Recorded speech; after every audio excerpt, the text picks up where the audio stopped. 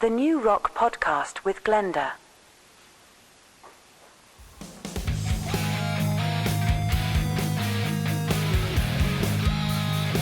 Right, you're okay? Alright. This is my support animal, Freya. With your puppy. What do you want to? Well, hello, Chuckie. It's nice to finally meet you. Is that really what to go by Chuckie? Seriously? Well, anyway, you're the private one of Freaky Things. You and Joe, or Freaky as they call him online in the indie rock community. This interview, I'm not going to ask the same questions that most of the interviews it seems like Joe primarily does, or Freaky, we'll call him, seems to always get asked. I appreciate that. Like, let me see. Some of these questions, like, how did you meet? Or how Freaky Things got started?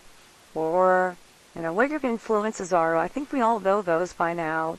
If we've seen those, like Dio and Elvis and Duran Duran. Yeah, Duran Duran. Black Sabbath and pretty much, I think you've said, any kind of music at all.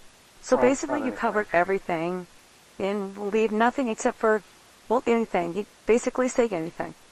So, anyway, but what I do want to give you the opportunity to do, Chuckie, is really Chuckie. My dad was Chuck.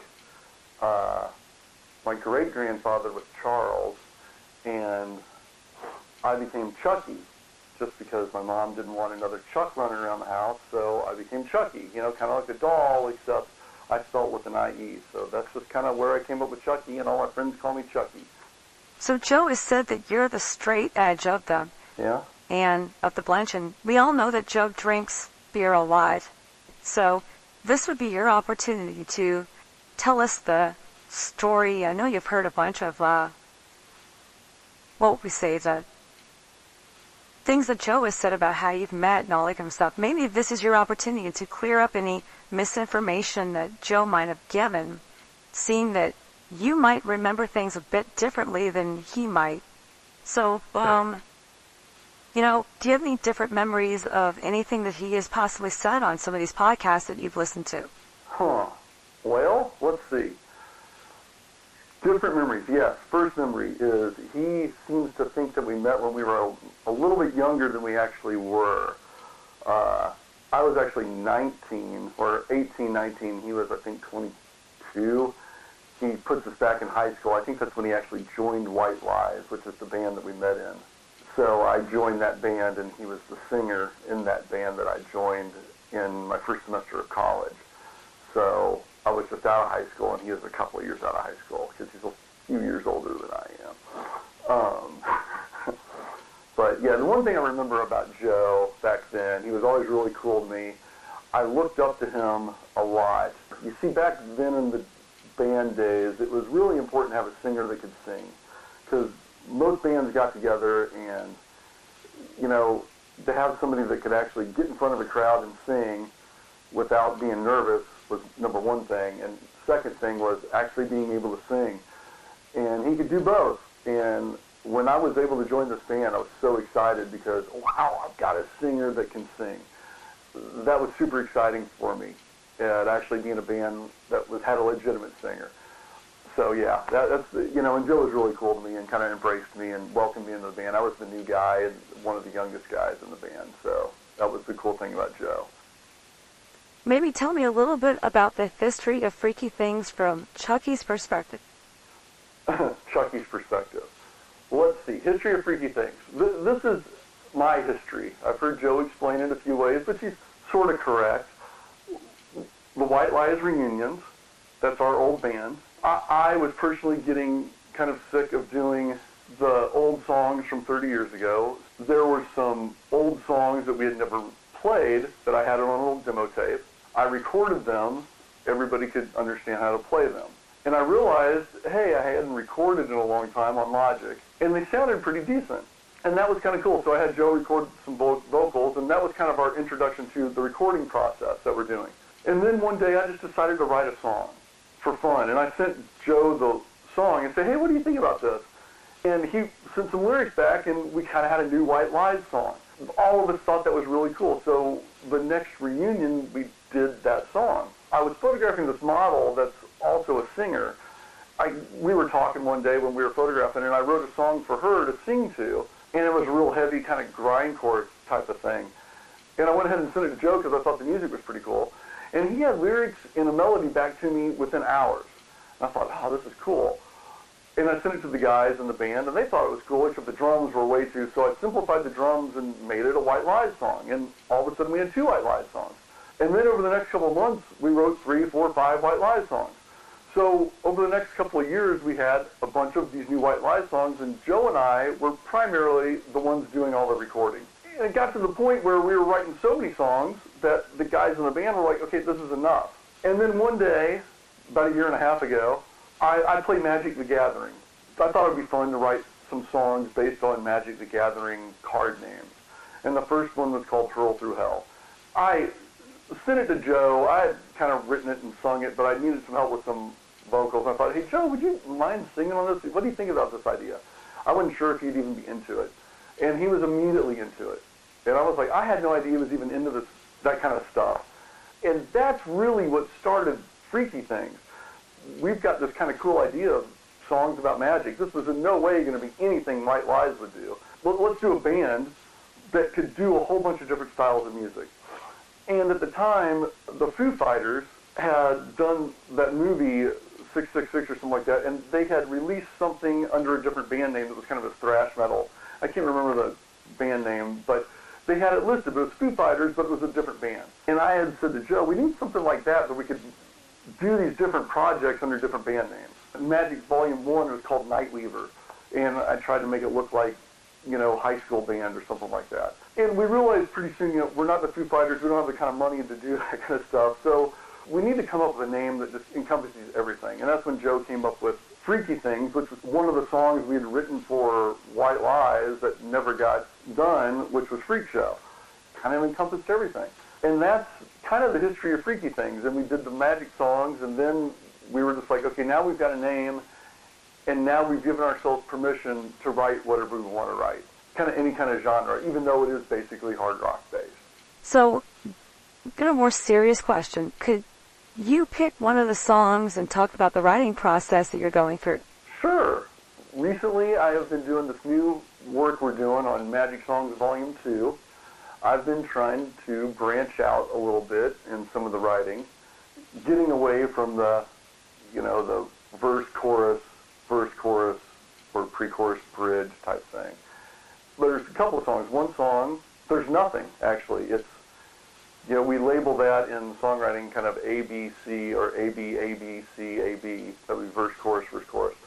And this one is kind of an A, B, C, D, E, A. So it constantly is pushing you forward. There is no verse, there is no chorus, there is no bridge. It's just constantly moving, and then we kind of reprise the beginning at the very end. And I was challenging myself with that to see if I could write a song that we didn't need to repeat at all, but could kind of keep a theme going through it. And I think people will really like it. It's almost a 5-minute song, and it feels really short. That is interesting. Another song, I kind of thought of it sort of like they do with symphonies, in a way of movements, where I've got 3 different verses. We start off with this weird, kind of an odd time signature, dissonant sounding. Really? I use it as kind of a tie together between 3 definitely distinct verses. So we've got verse 1, which is its own thing, and then we go into this chorus, and then we do this little part. We do verse 2, and it kind of moves it forward, and then we do the chorus and the refrain, and then we do verse 3, which is completely different, and that kind of moves it forward and then we end it.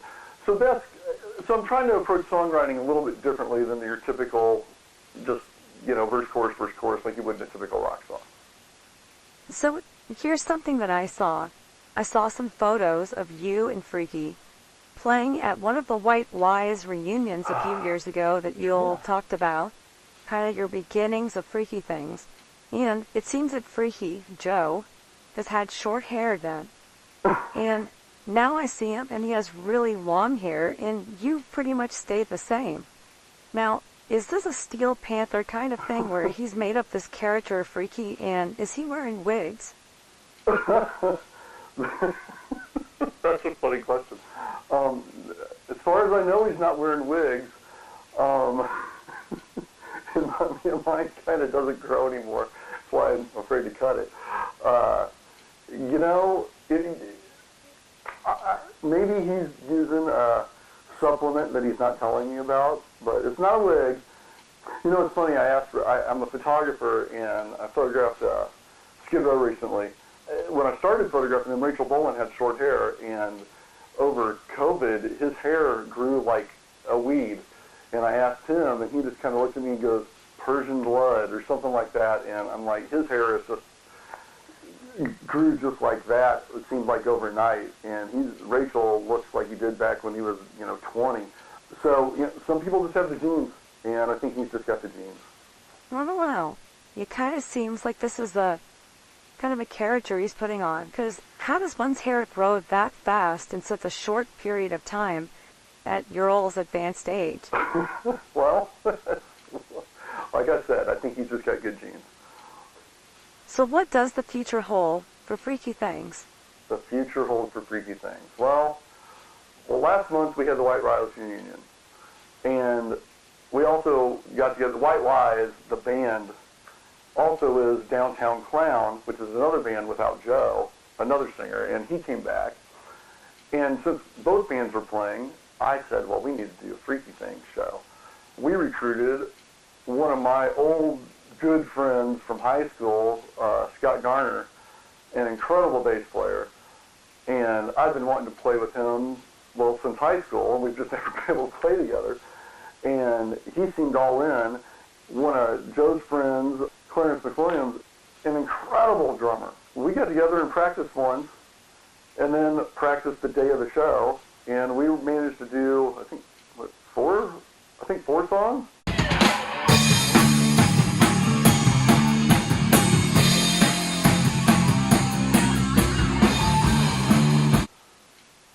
I think we did 4 songs of Freaky Things stuff live. And that was really fun. And I'm thinking we might have a band. And I'm hoping to get back to Kansas City a lot more and practice and possibly start playing some live Freaky Things stuff. And they're hopefully going to become more involved in the music and part of the process. Chuckie, thank you so much. Nice to finally meet you and maybe lift the veil on some of the things that Joe has been talking about. Well, thank you so much, Glenda. It's been a pleasure. Sorry you think my name's stupid, but, that's the way it is. But, yeah, appreciate you having me on your podcast, and I hope that clears up some things that Joe might have misspoke of. Rock and roll. The New Rock Podcast with Glenda.